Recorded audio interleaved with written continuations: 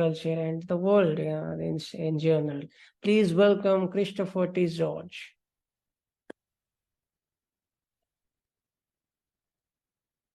Hi everyone. I'm not going to do poetry. I'm going to do something different. A week ago, a wonderful man was killed in a freak car accident in San Francisco. And let me call up my. Can you see that? Yep. That's Richard May. Went by the name of The Actor. He appeared in an open mic with me out of California, and he was killed in San Francisco going to rehearsal. And the thing is that he had once been homeless. This was going to be his first paid acting gig. And so it's just a tragedy that we lost him. He and I performed a sketch from a project that I'm part of called Storm and Garrison, about Francis Scott Key and the writing of the Star-Spangled Banner and the whole Battle of Baltimore. This is me. I've done a little bit of acting. Yeah, I even was in Shakespeare on Broadway, but it was Broadway in Baltimore. And this is me getting ready to appear in a play called A Gentleman of Stratford. Fragment of a film script, Edgar Allan Poe and Francis Scott Key. And it has a little passage here from President James Monroe. Our country may be likened to a new house.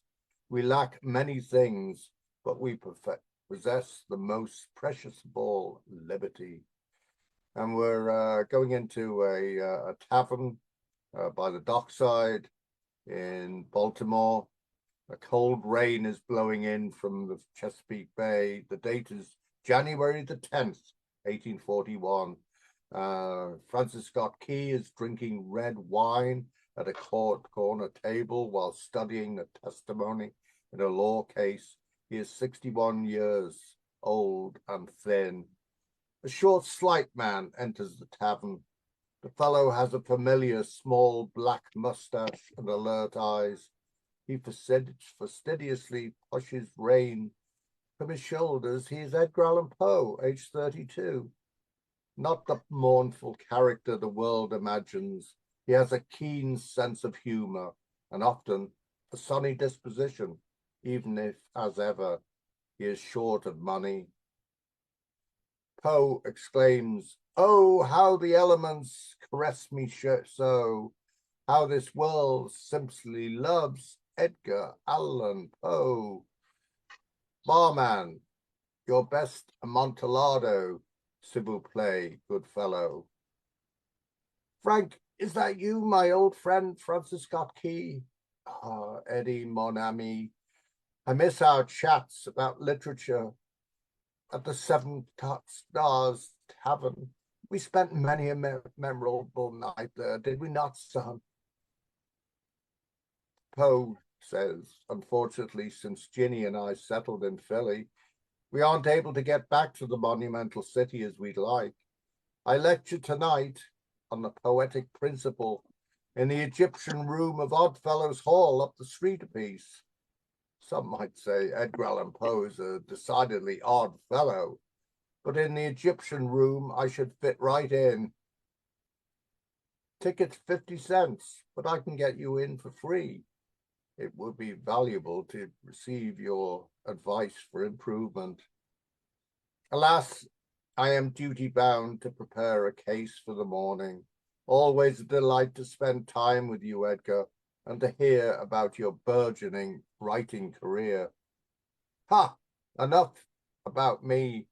Baltimore should be forever grateful that the Star-Spangled... I'm sorry, I can't read the last line. The pictures are in the way. The Star-Spangled Banner perfectly captures the city's fighting spirit and the absolute heart of our American nation. The same yearning to breathe free that Americans felt at the time of the Revolution.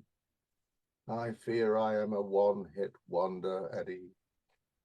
We men with three names need to stick together. Francis Scott Key and Edgar Allan Poe. Indeed, Frank and Eddie create for the ages.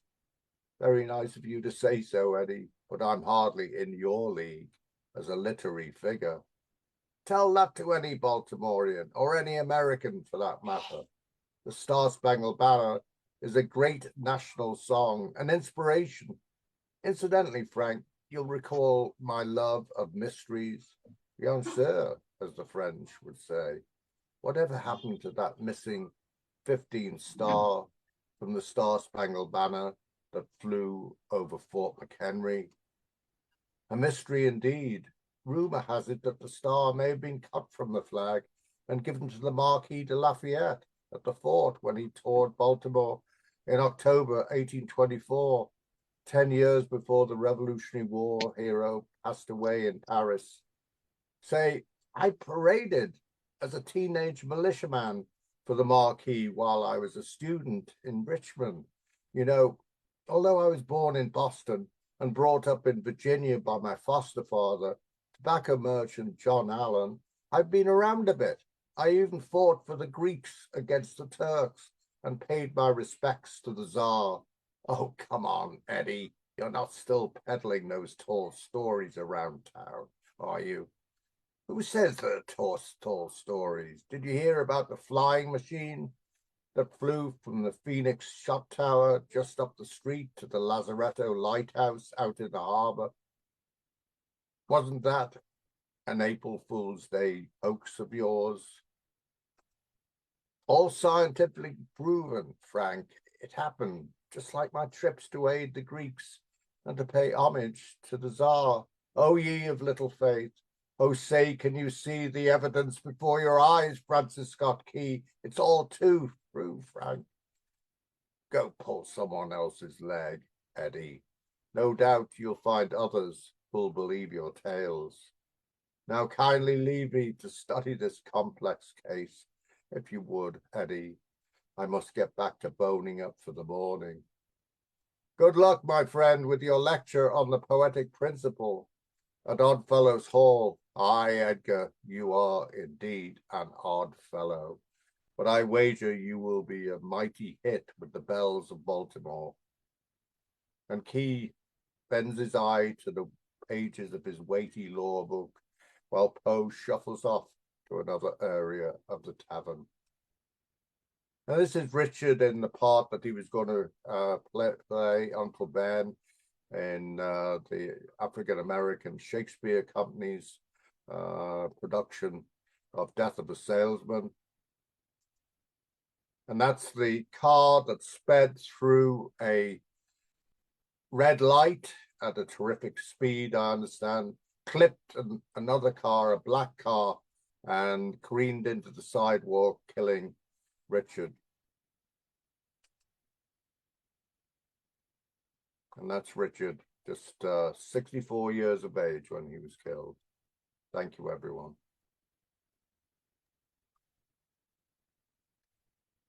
Thank you, Christopher. Indeed.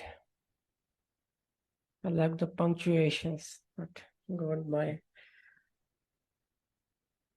Thank you.